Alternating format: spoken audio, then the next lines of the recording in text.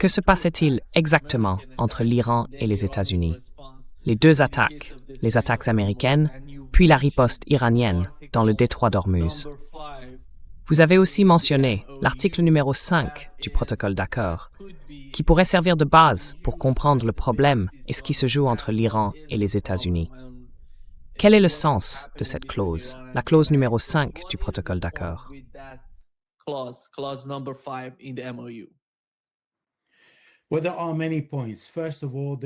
Eh bien, il y a plusieurs points. D'abord, il n'y a aucune mention du rôle des États-Unis dans le détroit d'Ormuz, dans tout le paragraphe 5 du protocole d'accord. Il n'est pas question de ce que les Américains peuvent ou ne peuvent pas faire, ni de la façon dont ils vont donner des instructions aux navires. On ne dit pas de quel côté du détroit d'Ormuz ils peuvent passer ou non, lequel est plus sûr ou moins sûr. Et il n'est pas non plus question de répondre au corps des gardiens de la révolution islamique qui impose une coordination avec ses forces avant tout passage. Donc, le paragraphe 5 dit qu'à la signature, l'Iran prendra les dispositions nécessaires. C'est l'Iran qui les prend, pas les États-Unis, en faisant tout son possible pour assurer le passage sûr des navires commerciaux.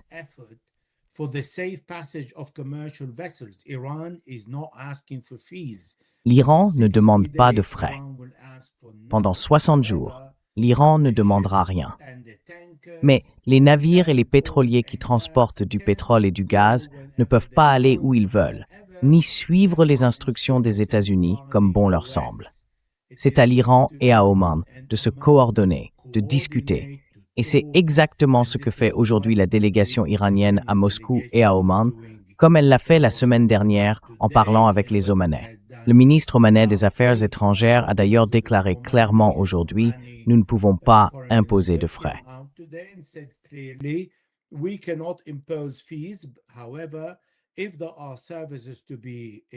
Cependant, s'il y a des services à demander, ça c'est négociable.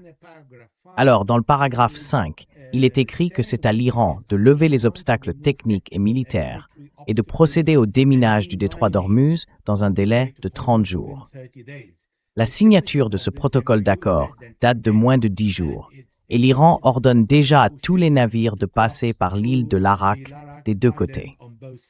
C'est là qu'on voit le rôle négatif des États-Unis, qui s'ingèrent dans la gestion et l'organisation du passage du détroit d'Ormuz. Or, cette responsabilité revient uniquement à l'Iran, en coordination avec Oman. L'Iran doit discuter avec les Omanais pour éviter que les navires disent « Très bien, on a parlé aux Américains, donc on peut aller où on veut ». Mais il y a aussi une autre violation du protocole. Dans le paragraphe 1, les Américains y déclarent la cessation immédiate et permanente de toutes les opérations militaires sur tous les fronts. Ce qui pose la question, pourquoi les Américains tirent-ils encore sur des objectifs iraniens en Iran? Et c'est cela qui a déclenché la riposte iranienne.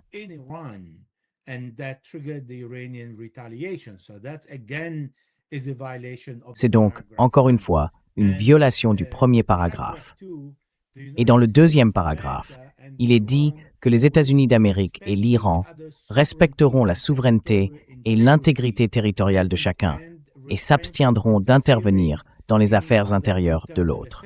Le détroit d'Ormuz ne relève pas des affaires américaines. Il concerne Oman et l'Iran.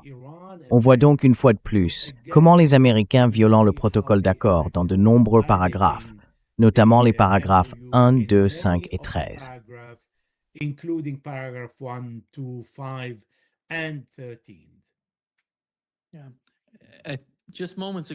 Oui, il y a tout juste quelques instants, Donald Trump a annoncé que l'Iran avait demandé une rencontre immédiate entre l'Iran et les États-Unis. Et c'est pour cette raison, dit-on, que Jared Kushner et Steve Whitcomb se rendent à Doha. Demain, ils vont se rencontrer. Je suppose que l'un des principaux sujets sera justement ce que vous venez d'évoquer. Les deux articles du protocole d'accord qui ont été violés par les États-Unis à travers les attaques contre les Iraniens. Pensez-vous que ces discussions, puisque vous avez ce document appelé protocole d'accord, avec 2 points, le numéro 1 et le numéro 5, ces 2 paragraphes donc, pensez-vous que les échanges entre les 2 parties viseront à confirmer ou d'une certaine manière à consolider la position iranienne dans ce qui se passe en ce moment dans le détroit d'Ormuz.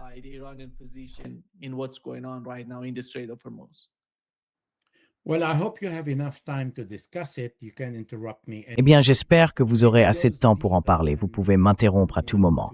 Ça va plus loin que les articles 1, 2, 5 et 13.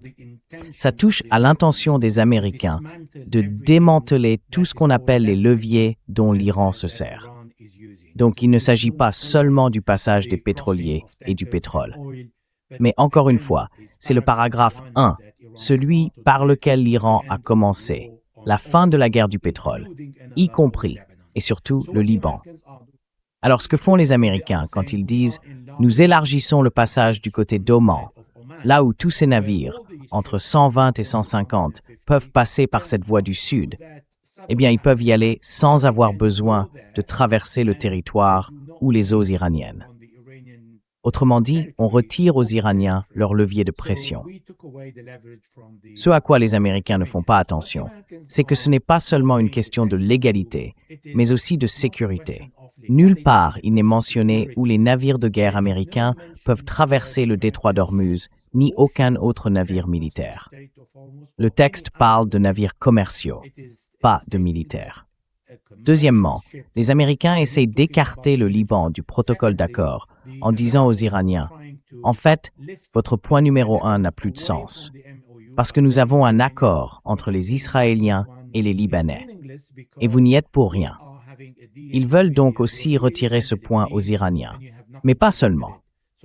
Nous avons parlé de la manière dont ils élargissent le détroit d'Ormuz du côté omanais pour rendre le passage plus sûr, en excluant complètement l'Iran de tout l'arrangement, alors que dans le protocole d'accord, il n'est fait aucune mention d'un rôle des États-Unis dans le détroit d'Ormuz, au paragraphe 5.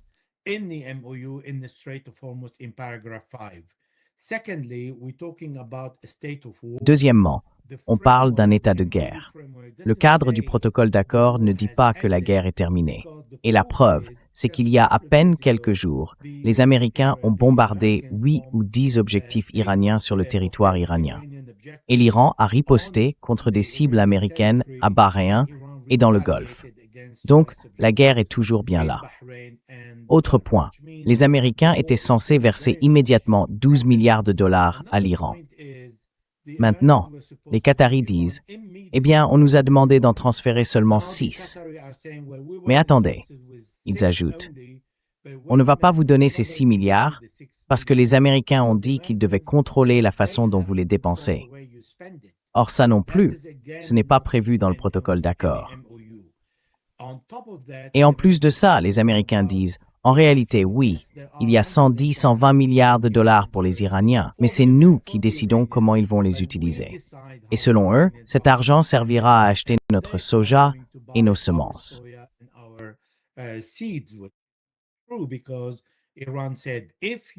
Parce que l'Iran a dit « Si vous vendez mieux que le marché, alors je vous achèterai. Sinon, je suis libre de faire ce que je veux avec mon argent. » Et ce n'est pas la fin de l'histoire. Les 300 milliards de dollars que les Américains disent que les pays du Golfe vont rembourser pour le projet en Iran, eh bien, le secrétaire général du CCG a déclaré « Nous, on n'en a jamais entendu parler. Personne n'a consulté l'ensemble des pays du Golfe à ce sujet. Et on ne sait pas qui va payer ces 300 milliards, comment cet argent sera dépensé, qui va le recevoir, ni quel pays doit payer quelle part.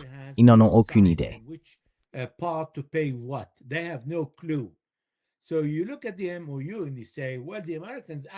Alors, quand on regarde le protocole d'accord, on se dit, eh bien, en fait, les Américains gagnent du temps. Ils en profitent pour rassembler leurs forces, organiser les élections, faire baisser le prix du pétrole et remplir leurs réserves quand les prix sont plus bas. Ils ont plus de 400 millions de barils dans leurs réserves stratégiques. Parce qu'ils ont raté le coche, ils en ont plus que 631 millions aujourd'hui. Et on comprend que, dans le fond, les Américains négocient de très mauvaise foi sur le détroit d'Ormuz et son contrôle, sur le rôle de l'Iran dans ce détroit, sur les 300 milliards de dollars de compensation pour la guerre et sur les avoirs gelés que l'Iran cherche à récupérer dans différentes banques, principalement en Chine, 50 milliards, en Irak, 15 milliards, au Qatar, 12 milliards, en Corée, 10 milliards, aux États-Unis, 2 milliards, et encore quelques milliards par-ci par-là.